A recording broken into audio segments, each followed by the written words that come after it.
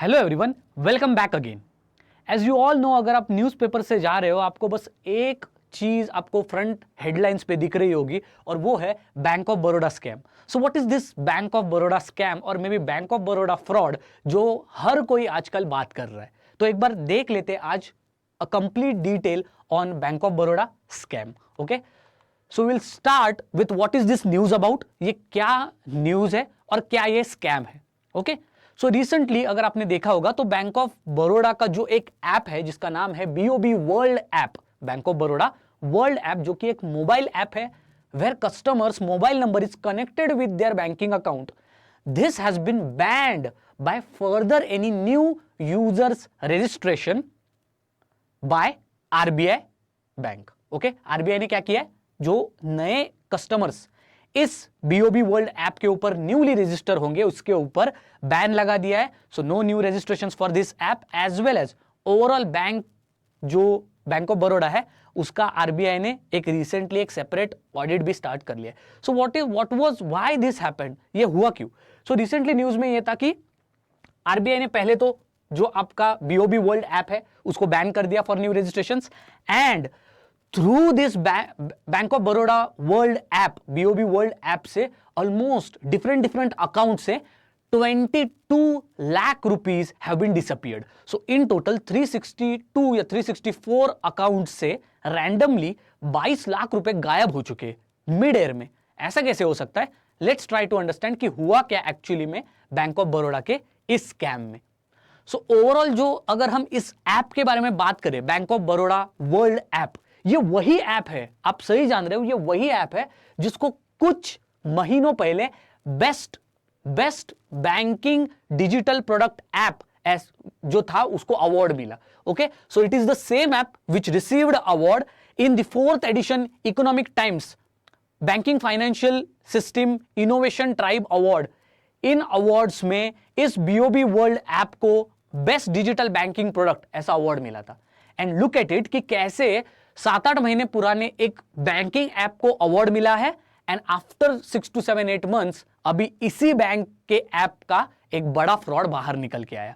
So the story from getting a award to the story of this app being a nuisance और may be a ground for a scam और fraud, let's try to understand what is the whole picture.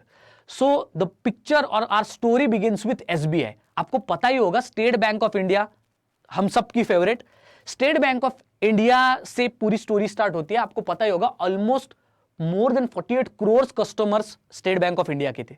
Okay, आपको पता ही होगा after कोविड-19 okay, digitalisation या फिर जो financial inclusion है through digitalisation that has increased a lot. UPI payments, बहुत सारे बैंक्स के डिफरेंट एप्स, तो इसकी वजह से बहुत सारे कस्टमर्स को always it is tried to connect their banking accounts with the mobile numbers. Similarly जो स्टेट बैंक ऑफ इंडिया है, it has earlier only started its one of a kind app that is called as YONO SBI. अब ये YONO SBI क्या है? It was very successful and many of the customers installed this YONO SBI app also. आपका जो mobile number होता है उसके ऊपर आप इसको कनेक्ट कर सकते हो आपके एसबीआई अकाउंट को, एंड देन आपके जितने भी ट्रांजैक्शंस हैं, sending the money, receiving the money, okay, even knowing your account balance or various other, even submission of KYC that you could do on this app. So YONO SBI became pretty famous in the country. यही देखकर bank of Baroda को भी ये लगने लगा कि भले ही हम एसबीआई जैसे बड़े बैंक नहीं है और हमारे कस्टमर्स भी 48 करोड़ तो नहीं, लेकिन हमारे कस्टमर्स 12 करोड़ जरूर है। इसीलिए after looking at the huge success of YONO SBI, a product of State Bank of India, Bank of Baroda also launched its own product which is called as BOB World app, जहां पर customers mobile number will be link to the their banking account. अब हुआ क्या, सितंबर 2021 में this particular bank app was launched. Okay, launching करने के बाद बैंक ऑफ बड़ौदा ने यह देखा कि मेनी ऑफ द कस्टमर्स, उनके खुद के ही कस्टमर्स को यह पता नहीं था कि बीओबी वर्ल्ड नाम का एक ऐप है जहां पर हमारे मोबाइल नंबर बैंक अकाउंट से कनेक्ट कर सकते हैं। इसीलिए बैंक ऑफ बड़ौदा को भी चाहिए था कि उनका भी जो ऐप है वो सक्सेसफुल बन सके। That's where they started their aggressive targeting और may be aggressive customer onboarding.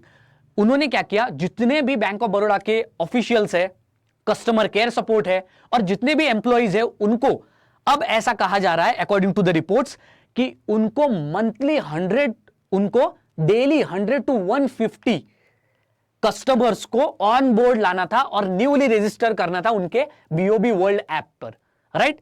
Now these customers were either having accounts with Bank of Baroda और मे be even they were not having the accounts with Bank of Baroda. आपको कुछ भी करके Bank of Baroda World app पर जितने customer हो सके उनको आपको रजिस्टर करवाना है। You have to bring those customer on board.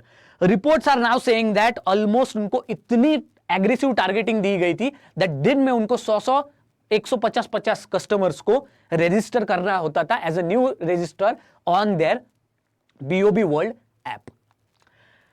ये इनके रजिस्ट्रेशंस या फिर इनके टारगेट कंप्लीट नहीं हो रहे थे बैंक ऑफ बड़ौदा के एम्प्लॉइज के, बैंक ऑफ बड़ौदा के ऑफिशियल्स और कस्टमर केयर के, इसलिए उनको बहुत ज्यादा टेंशन आ चुका था that they were not able to achieve the targets. और बैंकिंग के टारगेट्स आपको पता ही होगा, लोन्स कहिए, इंश्योरेंस कहिए या फिर इवन कस्टमर ऑनबोर्डिंग कहिए, दीज आर वेरी एग्रेसिव।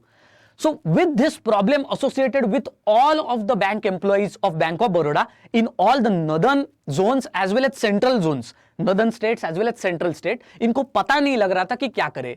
पर आपको पता ही होगा every Indian is very innovative और जुगाड़ू होते हैं बहुत।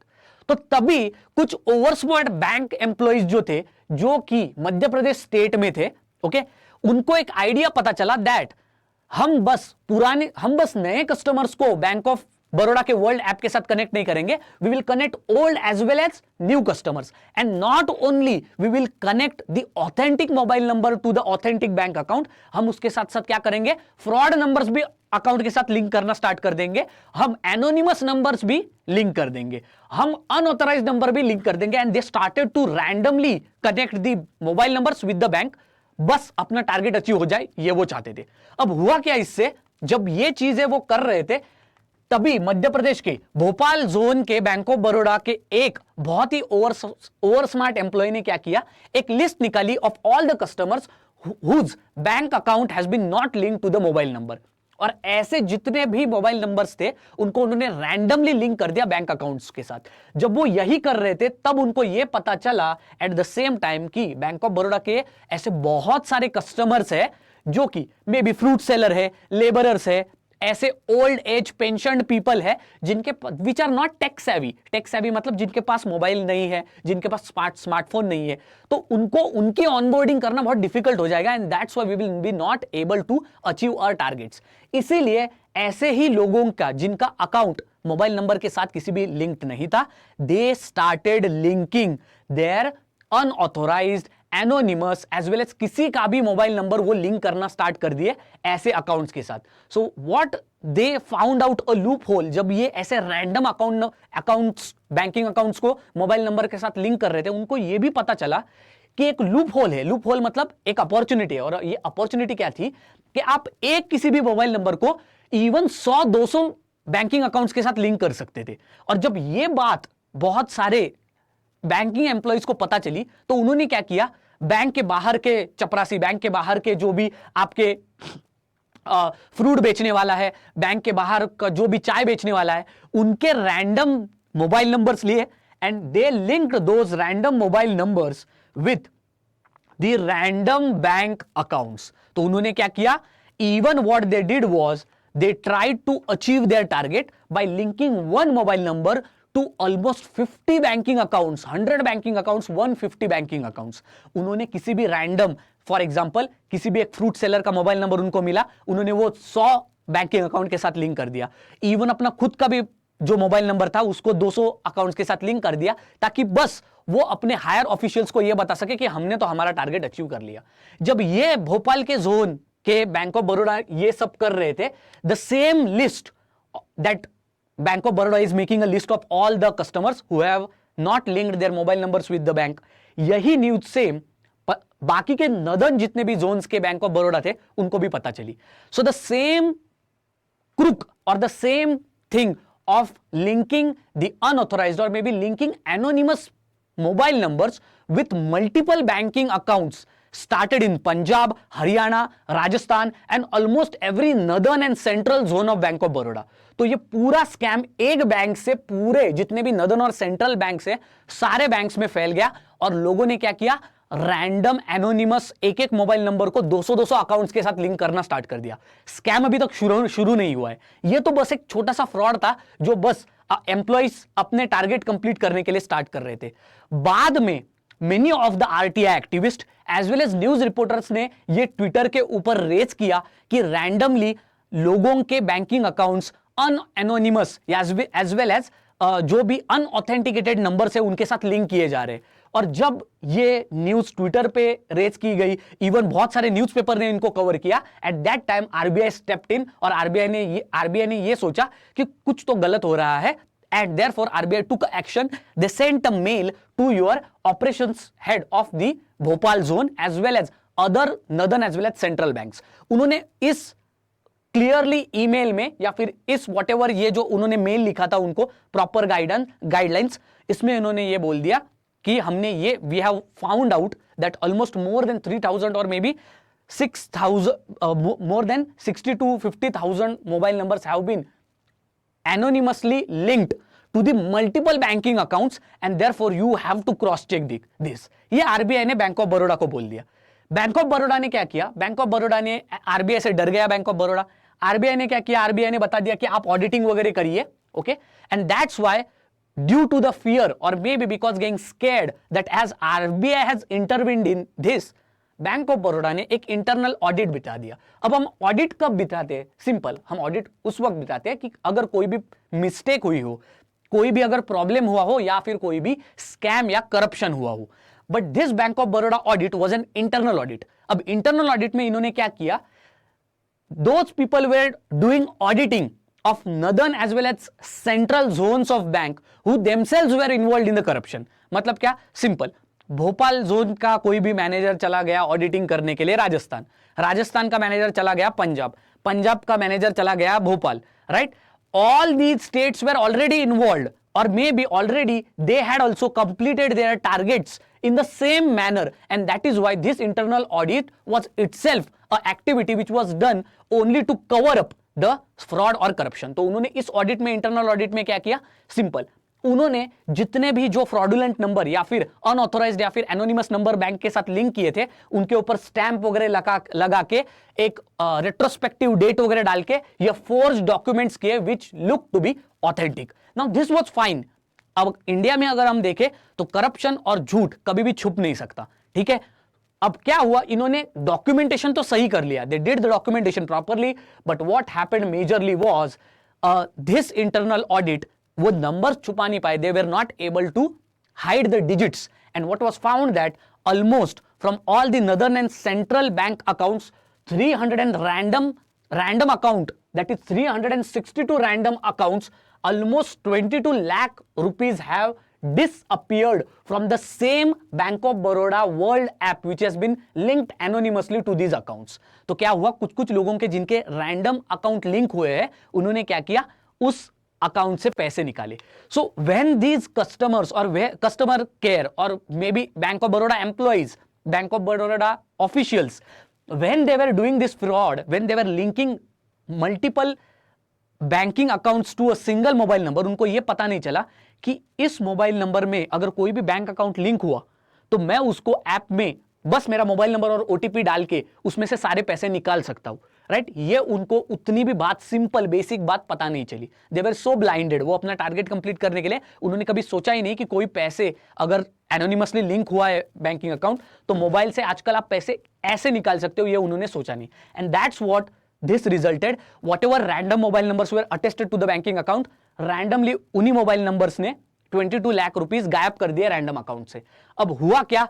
ये जब आरबीआई को पता चला that this is a huge sum of money which has been randomly disappeared, at that time RBI directly banned the Bank of Baroda World app.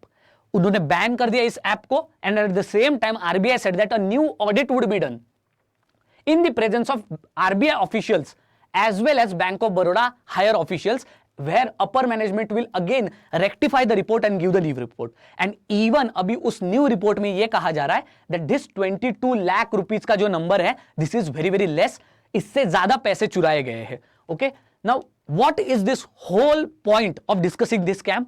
simple, RBI अगर हम देखें तो section 35A of Banking Regulation Act of 1949 is very very important.